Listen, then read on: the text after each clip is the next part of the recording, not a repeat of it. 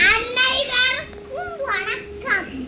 மாடுகாட்டி போராடி ஒரு இடத்துலன்னு சொல்லு. மாடுகாட்டி போராடிச்சா முன்னாடி வந்து மாடு சென்னல் என்ற யானைகாட்டி போராடிச்சா பல தமிழர் நாடு நம் நாடு உலவுக்கும் தொழிலுக்கும்